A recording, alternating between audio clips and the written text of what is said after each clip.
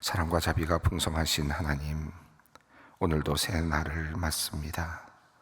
아직 세상은 전쟁의 소식과 탄식, 정쟁과 투쟁의 소식으로 넘쳐나지만 그래도 하루하루 희망을 가지고 살게 하시니 감사합니다.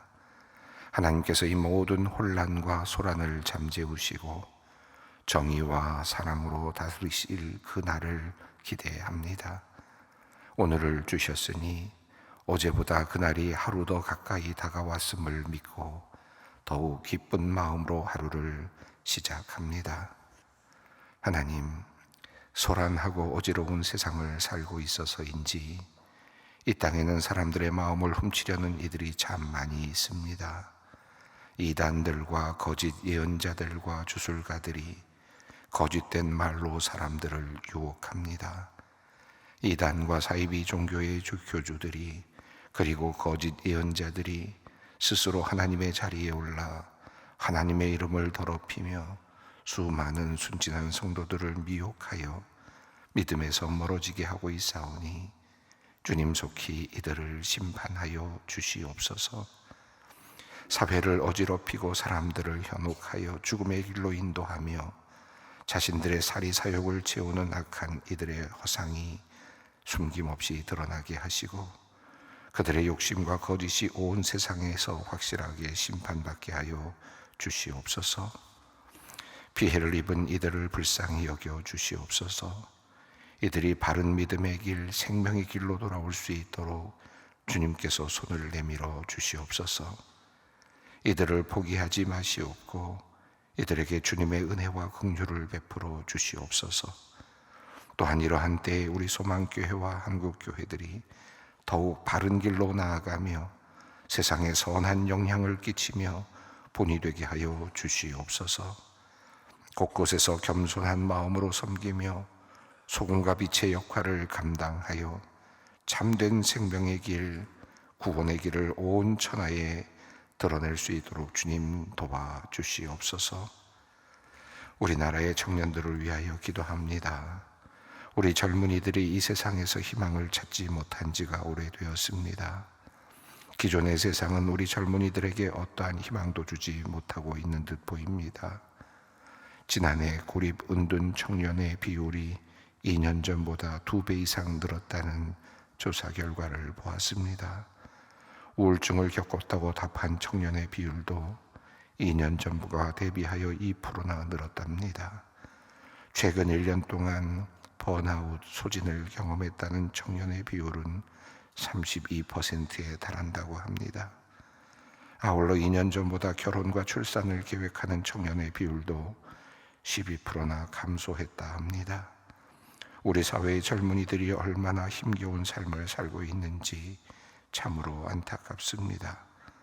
이 나라의 젊은이들은 역사상 어느 시대보다 풍요를 누리며 살고 있지만 정신과 마음의 상태는 황폐합니다.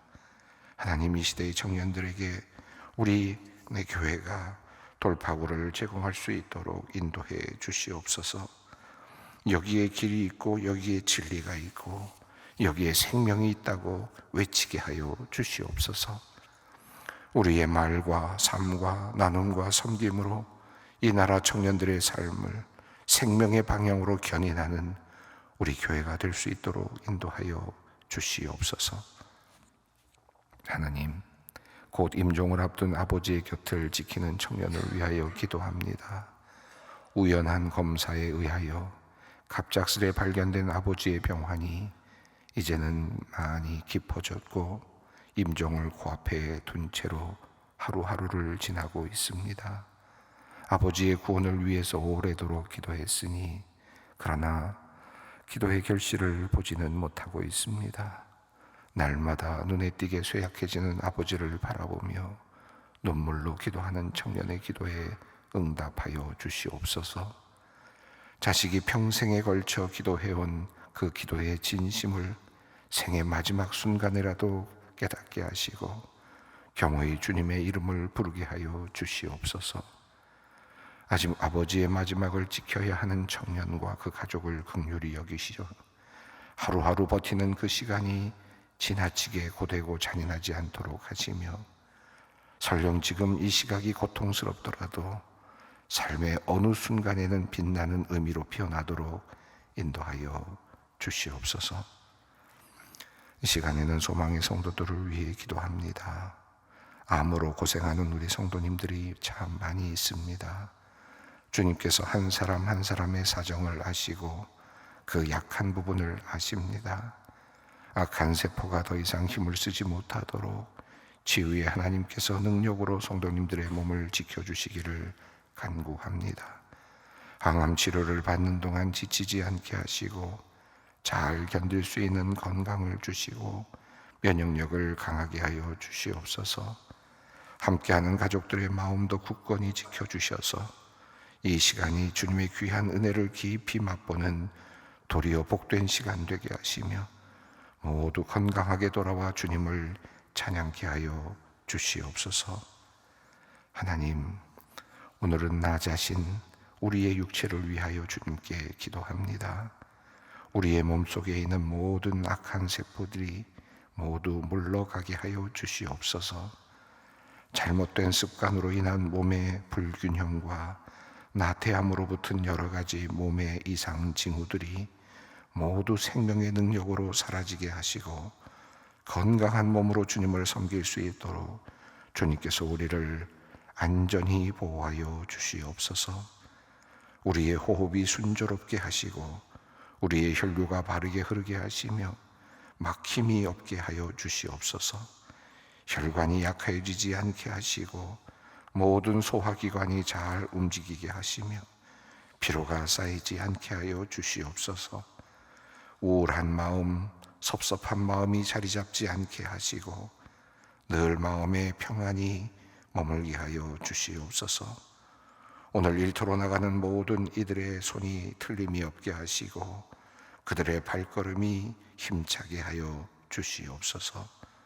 오늘 하루가 복되고 즐거운 날이 되게 하여 주시기를 기도합니다. 오늘도 말씀을 사모합니다. 성령께서 우리가 말씀을 받을 때 역사하셔서 말씀이 달게 하여 주시기를 기도합니다. 말씀을 먹고 힘을 내어 이 세상을 당당하게 살아가게 하여 주시옵소서. 우리 주 예수 그리스도의 이름으로 기도 올리옵나이다. 아멘. 오늘 우리에게 주시는 말씀은 누가복음 12장 1절로 12절 말씀입니다. 누가복음 12장 1절로 12절 말씀 함께 봉독합니다. 그동안에 물이 수만 명이 모여 서로 밟힐 만큼 되었더니 예수께서 먼저 제자들에게 말씀하여 이르시되 바리새인들의 노릇 곧 외식을 주의하라. 감추인 것이 드러나지 않을 것이 없고 숨긴 것이 알려지지 않을 것이 없나니 이러므로 너희가 어두운 데서 말한 모든 것이 광명한 데서 들리고 너희가 골방에서 귀에 대고 말한 것이 지붕 위에서 전파되리라. 내가 내 친구 너희에게 말하노니 몸을 죽이고 그 후에는 능히 더 못하는 자들을 두려워하지 말라. 마땅히 두려워할 자를 내가 너희에게 보이리니 곧 죽인 후에 또한 지옥에 던져 넣는 권세 있는 그를 두려워하라. 내가 참으로 너희에게 이르노니 그를 두려워하라. 참새 5마리가 2아사리온에 팔리는 것이 아니냐. 그러나 하나님 앞에는 그 하나도 잊어버리신 바 되지 아니하는도다. 너희에게는 심지어 머리털까지도 다 세신 바 되었나니 두려워하지 말라. 너희는 많은 참새보다 더 귀하니라. 내가 또한 너희에게 말하노니 누구든지 사람 앞에서 나를 시인하면 인자도 하나님의 사자들 앞에서 그를 시인할 것이요 사람 앞에서 나를 부인하는 자는 하나님의 사자들 앞에서 부인을 당하리라. 누구든지 말로 인자를 거역하면 사하심을 받으려니와 성령을 모독하는 자는 사하심을 받지 못하리라. 사람이 너희를 회당이나 위정자나 권세 있는 자 앞에 끌고 가거든 어떻게 무엇으로 대답하며 무엇으로 말할까 염려하지 말라. 마땅히 할 말을 성령이 곧 그때에 너희에게 가르치시리라 하시니라. 아멘. 이야기의 발단은 예수님께서 식사를 하러 바리새인의 집에 들어가셨을 때 일이었습니다.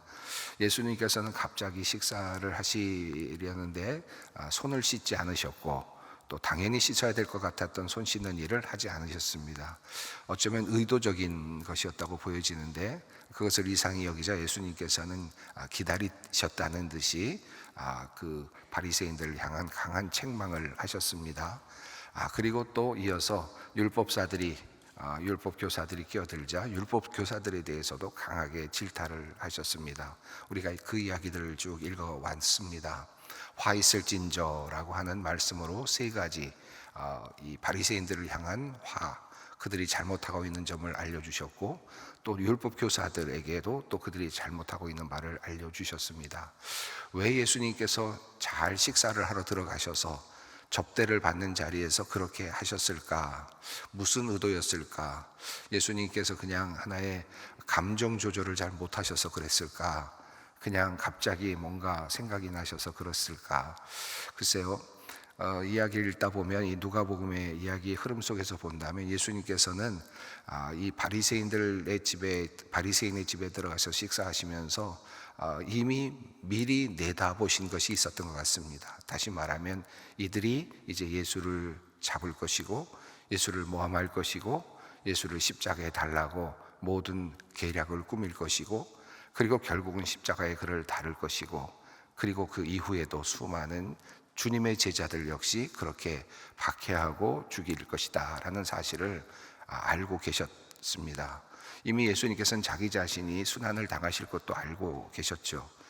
그러니까 누가 그렇게 할 것인지에 대해서도 이미 예수님은 아셨던 것입니다. 그러니까 예수님께서 바리새인의 집에 들어가서 식사를 하실 때 바리새인들의 그 정말 외식적인 모습, 이미 겉으로는 식사를 대접하고 있지만 그러나 실제적으로는 그 속에는 이미 그도 모르는 사이에 자기 자신이 가지고 있는 종교적인 권력을 누리려고 하는 마음과, 그리고 결국은 예수 그리스도를 죽일 것이라고 하는 그 마음을 예수님께서는 알고 계셨다고 할 수 있겠습니다. 그러다 보니까 예수님께서는 강하게 이 바리새인들에게 또 율법 교사들에게 강하게 지금 말씀을 하셨습니다. 당연히 소란이 날 수밖에 없었고, 그리고 그것 때문에 예수님께서 또 어려운 국면에 처할 수밖에 없었다라고 볼 수 있을 만큼 예수님께서는 그렇게 바리새인들과 그리고 율법 교사들을 책망하셨습니다. 자, 이렇게 책망을 하신 후에 그 다음에 이어지는 내용이 오늘 말씀인데, 예수님께서는 이 강하게 바리새인들과 율법 교사들을 책망하신 다음에 그 관심을 누구에게로 돌리시느냐 하면 자기 자신이 아니라 이제 자신을 따라올 제자들에게 관심을 가지십니다. 그 제자들은 이제 예수님을 따라 십자가를 져야 될 사람들이고, 또 예수님을 따라서 고난받고 박해를 받아야 될 그런 사람들입니다. 그래서 이 예수님께서는 이제 바리새인들과 그리고 또 율법 교사들로부터 이제 예수님과 똑같은 박해를 받아야 되고, 그리고 힘겹게 살다가 순교해야 될 바로 그 운명의 사람들, 제자들, 바로 그 제자들을 뽑기 위해서 예수님께서는 밤이 새도록 기도를 하시고 제자들을 뽑으셨습니다. 그만큼 정말 심혈을 기울여서 제자들을 뽑으셨고, 또 계속해서 예수님께서는 제자들을 계속해서 열심히 훈련을 시켜 오셨습니다. 말씀을 주시고 또 기적을 보여주시고 또 말씀을 주시고 기적을 보여주시고 하면서 제자들을 지금 훈련시켜 오셨습니다. 자, 그리고 나서 이제 그들이 받을 순환, 그들이 받게 될 박해, 이것들을 이미 예상하시면서 제자들에게 예수님께서 말씀을 하십니다. 누가복음 12장 1절은 바로 그렇게 시작이 됩니다. 1절 말씀입니다. 함께 읽습니다. 그동안에 무리 수만 명이 모여 서로 밟힌 만큼 되었더니 예수께서 먼저 제자들에게 말씀하여 이르시되 바리새인들의 누룩 곧 외식을 주의하라. 여기 보면 대조가 되고 있는데 수많은 사람들이 모였다. 근데 그 수많은 사람들을 어떻게 표현했느냐 하면 수만 명이 모여들었다. 여러분 한번 상상해 보십시오. 요즘에도 수만 명이 모여든다는 게 상상이 안 되는데, 그 작은 마을 갈릴리 또는 이 지금 예루살렘으로 올라가는 길, 어느 곳에선가 사람들이 몰려들었는데 빈들에서 몰려들었다고 하더라도 수만 명의 사람들이 몰려들었다. 어마어마한 사람들이 몰려들었다고 할 수 있겠죠. 다 예수님에 대해서 관심을 가지고 예수님에 대해서 예수님의 말씀을 들으려고 하고 또 예수님께서 말씀하신 진리를 알고자 했습니다. 수만 명이 몰려 들어오고 있는 상황입니다. 자, 그런데 예수님께서는 뭐라고 하십니까? 먼저 제자들에게 말씀하여 이르셨다. 그러니까 예수님은 지금 수만 명이 몰려왔지만 예수님의 관심은 그 수만 명에게 있는 것이 아니라 예수님을 따라갈 그 몇 명의 제자들에게 관심이 있습니다. 숫자에 관심이 있는 게 아니고 얼마나 많은 사람들, 그 많은 사람들이라고 하는 양으로 승부를 하시려고 하는 것이 아니었고, 예수님께서는 지금 이제 예수님의 길을 따라올 몇 안 되는 제자들, 그 몇 안 되는 제자들을 향해서 눈을 마주치시면서 그들에게 지금 이야기를 건네시는 겁니다. 그러니까 수만 명이 소용이 없는 겁니다. 예수님께는 수만 명이 별로 그다지 큰 의미가 되지 않습니다. 보통 사람들 같으면 수많은 사람들이 모이면 수많은 사람들 앞에서 영웅적으로 연설을 할 것 같은데, 예수님의 온통 관심은 지금 수많은 그 양적인 그런 의미가 아니라 지금 예수님의 길을 바르게 따라올, 그리고 순교의 길을 바르게 따라와 줄 몇 안 되는 사람들, 12명의 제자를 뽑았는데 그 중에서도 한 명은 또 배신을 할 겁니다. 그만큼 예수님의 그 제자들은 참 혹독한 길입니다. 그러니까 11명의 제자들이 이제 따라와야 될 것인데 이미 예수님께서 아시겠죠. 자, 그러면서 예수님께서는 그 예수님과 똑같은 길을 가야 될 아주 소수의 사람 제자들에게 말씀을 하십니다. 그러면서 말씀하시기를 바리새인들의 노릇 곧 외식을 주의하라.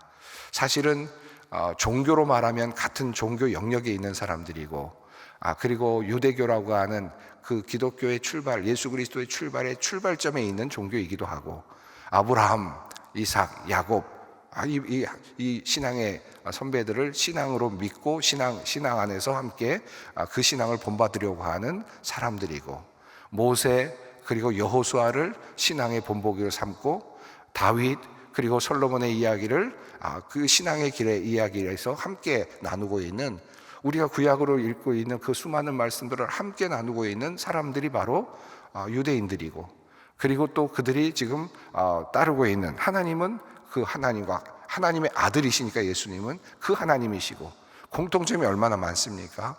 가까운 거 얼마나 많습니까? 그들이 그러한 것을 아주 외적으로 잘 지키고 있는 사람들이 바리새인들입니다.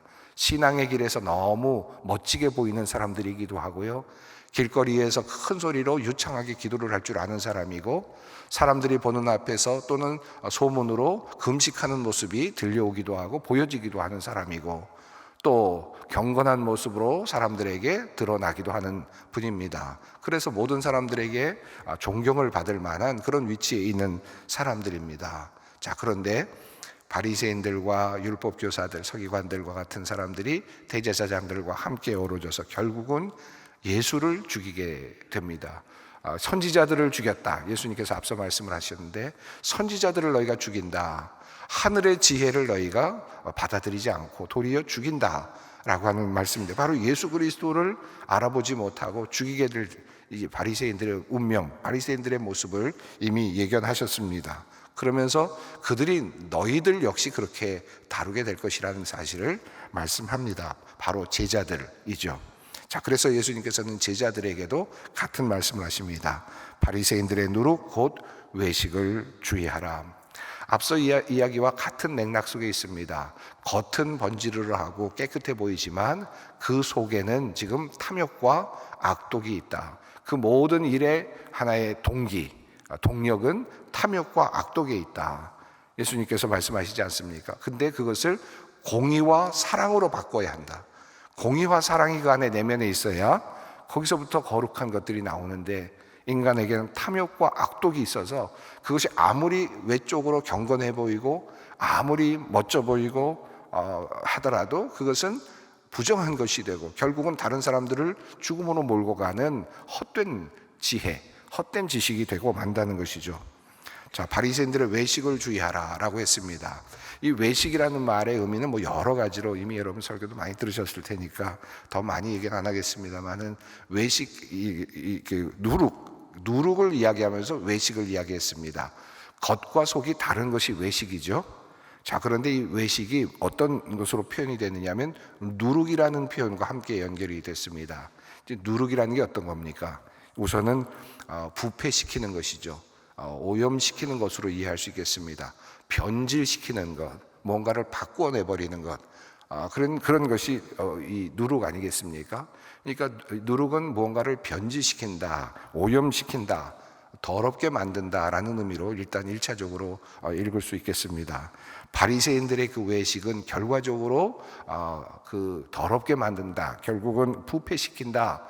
겉은 번지르르해 보이지만 결국 모양만 가지고 외식을 하는 모습은 결국은 신앙 자체를 부패시킨다, 오염시킨다라고 하는 그런 의미, 참다운 신앙에서 멀어지게 만드는, 그런 부패하게 만드는 요인이 된다는 것입니다.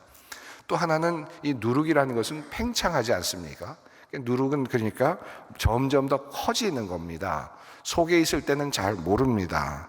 그런데 점점점 커져서 다른 것들까지도 다 바꾸어 놓는 그런 습성이, 그런 성향이 있잖아요. 이게 팽창하는 것이고 다른 것들에게 영향을 미쳐서 결국은 그것을 또 자기의 어떤 누룩의 어떤 성질로 바꾸어 버리는 그런 경향이 있습니다. 결국 누룩은 그래서 밀가루 속에 들어가면 처음에는 어디 있는지 알 수가 없는데 결국은 그 모든 외형까지도 다 바꾸어 버립니다. 그러니까 외형 속에 들어간 누룩은 어떤 처음에 보면은 경건해 보이는 모양 속에 들어가지만 결국은 속을 부패하게 만들면서 속에 있는 탐욕과 악독이 결과적으로는 밖으로 다 드러나게 되는, 바깥으로 나타날 수밖에 없게 만드는 그런 경향이 있습니다. 자, 그래서 이 바리새인들의 외식은 누룩과도 같다, 예수님께서 말씀을 하십니다. 그리고 그것을 주의하라라고 하는 말씀을 하십니다. 자, 그러면서 2절과 3절 감추인 것, 드러나는 것에 대한 얘기를 하는데요, 아주 이중적인 의미가 있어 보입니다. 우선 2절과 3절을 읽습니다. 감추인 것이 드러나지 않을 것이 없고 숨긴 것이 알려지지 않을 것이 없나니 이러므로 너희가 어두운 데서 말한 모든 것이 광명한 데서 들리고 너희가 골방에서 귀에 대고 말한 것이 지붕 위에서 전파되리라. 감추어졌다고 해서 그것이 드러나지 않는 것이 아니다. 속에 있다고 해서 그것이 영원히 드러나지 않는 것이 아니다. 그래서 예수님께서는 지금 감추어진 것, 우선 1차적으로는 바리새인들 속에 감추어져 있는 탐욕과 악독을 일단 의미하겠습니다. 숨긴 것이 알려지지 않을 것이 없다. 속에 있는, 만약에 우리 안에 공의가 있고 사랑이 있다면 그것 역시 알려지게 될 것입니다. 내 안에 무엇이 있느냐가 결국은 드러나게 된다라는 것입니다. 또 어두운 데서 말한 것이라고 해서 보여지지 않는 것이 없고, 또 골방에서 조용하게 이야기했다고 해서 들리지 않는 것이 없다.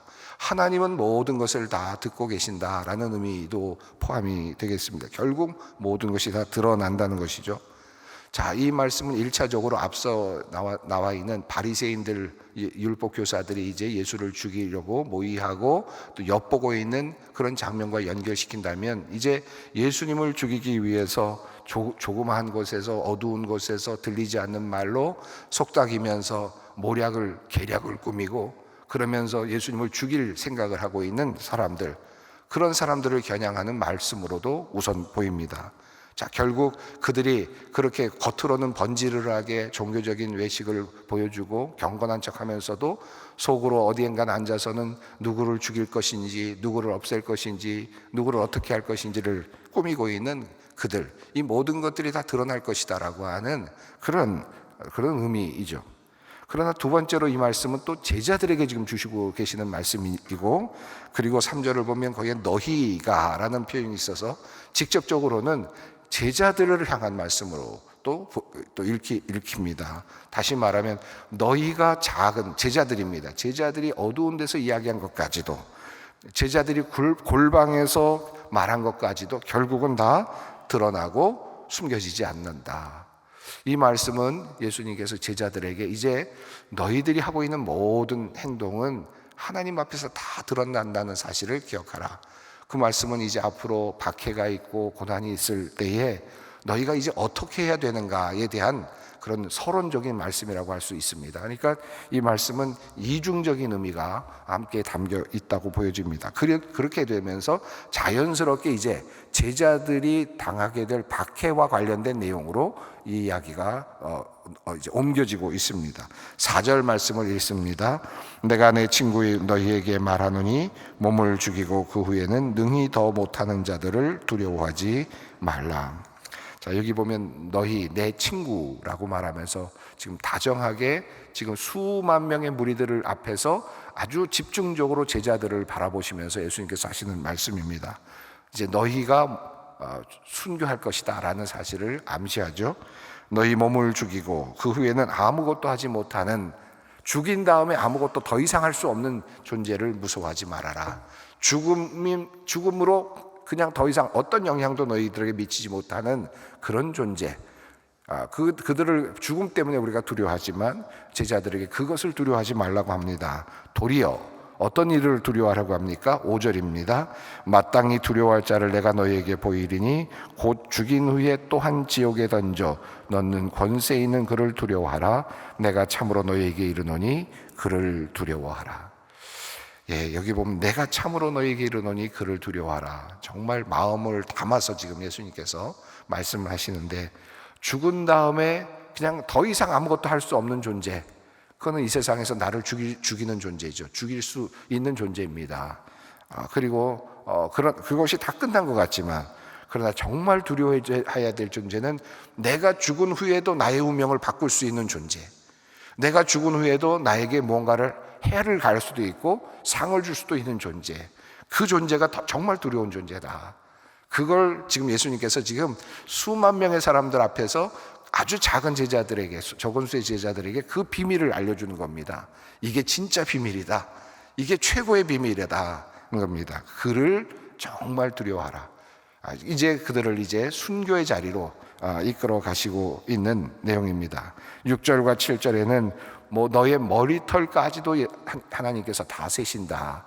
너희가 말하는 것도 다 들으시고, 골방에서 기도하는 것도 들으시고, 골방에서 이야기하는 것도 들으시고, 그리고 너의 머리털까지도 다 세신다. 하나님께서 너희를 집중하고 계신다. 너희를 잘 알고 계신다. 너의 모든 일거수일투족을 다 보고 계시고 알고 계신다. 그래서 8절과 9절은 이야기합니다. 함께 읽습니다. 내가 또한 너에게 말하노니 누구든지 사람 앞에서 나를 시인하면 인자도 하나님의 사자들 앞에서 그를 시인할 것이요 사람 앞에서 나를 부인하는 자는 하나님의 사자들 앞에서 부인을 당하리라.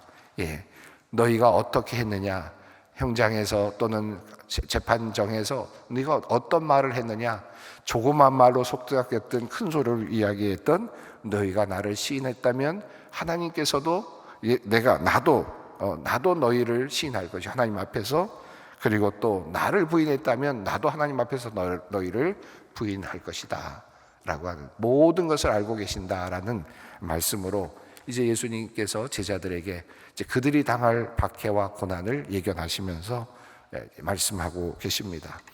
이 말씀은 두려워하라라는 말씀 때문에, 그러니까 예수님께서 지금 제자들에게 큰 뭔가 협박하는 것 같은 그런 의미로도 보여지지만, 어찌 보면 자세히 이 말씀을 읽어보면 어떤 상황에서도 두려워하지 말라는 의미이고, 그리고 하나님께서 모든 것을 다 알고 계시니까 그분께 맡기라, 그리고 그분께 모든 것을 맡기라는 그런 뜻이기도 합니다.